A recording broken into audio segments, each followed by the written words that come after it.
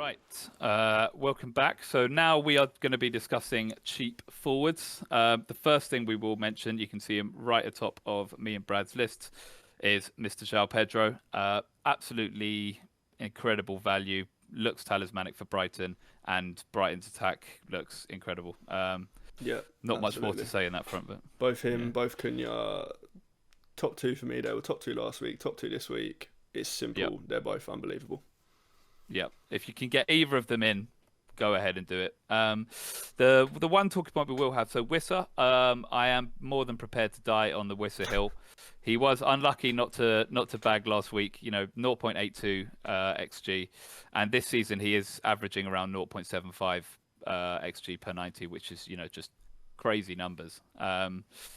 There is a little bit of concern about the fixtures, especially compared to the other guys, but Yeah, I just, I'm just a bit of a Whisper truther. I don't know where you land on him, but for me, it's fixtures and it's mainly fixtures to be honest. From like this yeah, week's fixtures brilliant. From 14 onwards, it's ropey. But yeah, the main problem is that like 4 or 5 of this top 6 or 7 are taking penalties when they're on the pitch, and Wissa yeah, isn't. So yeah, granted, we haven't seen loads of penalties this season, but it's part of my criteria. Let's say. yeah. And I completely hear that, and that is why he's. I mean, it would be silly to leave him above Cunha in my rankings, but that is why he's taken a small hit. So there is definitely a bit of concern there for me, but because of how good this next fixture is, and because of how many chances he does gobble up for Brentford, and Brentford are second or third highest scoring team in the league. I think he is a hold for me now.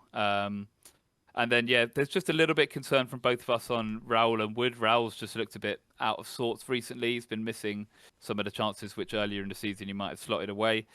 And Wood has seemed to be a bit of a rotation risk. You still have him Yeah, quite high, though. yeah. I've swapped them around this week, but they're both a bit of a problem minutes wise. I mean, we've seen that Wood is susceptible to rotation. It wouldn't surprise me at all if Muniz gets a start over Raul at some point. I think that neither of them are going to start every single game. So, Yeah, and their fixtures are just a bit of a mixed bag. yeah, So that's why I just prefer like Brighton, Wolves, yeah, Bournemouth, their fixtures really. yeah. Completely agree.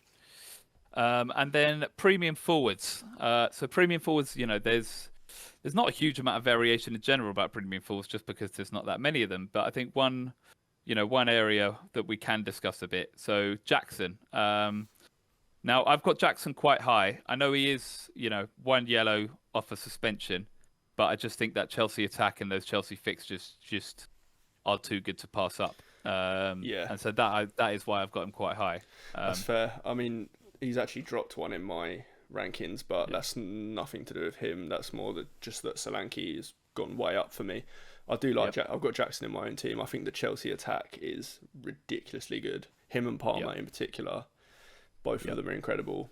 But for me, it's just because Solanke's gone up to third from sixth, because yep, that City fixture, in reality, it wasn't bad, but on paper beforehand, it was. And that fixture's now gone, so the Spurs fixtures yep. look a little bit better. That's the reason he's up there. Yeah, I completely hear that. And I think the only issue with Solanke for me is what we mentioned before, is his returns seem to be very, very sporadic and almost not even fixture oriented. Like yesterday, I mean, he did get on Saturday he did get an assist, but I think the main issue is that he registered an XG of zero point 0.1 and XA of 0.05, and they scored 4 goals, which as the number 9 is quite confusing. But then, as we mentioned before, he does tend to just bag a brace every now and then off Yeah, his off numbers quite low are XG as well. So his numbers are either really good or really bad. It seems yeah, there's kind of no in between with him, which is weird. But if you kind of just hold him and play him throughout, then you'll pick up these hauls. yeah, for sure. And Tottenham's attack is just electric. Yeah, They've one of the best attacks in the league. So again, it's a sort of any piece of that pie is good. But I think the only place where their assets are slightly different is Brighton. Who's playing every game. You know how they're going to set up. It's going to be Welbeck, João Pedro, Matoma. With Tottenham, is it going to be Kulusevski? Is it going to be Brennan Johnson? Is it going to be a Son day? Is it going to be a Solanke day? So even though they are scoring a lot, it's a lot harder to predict. yeah.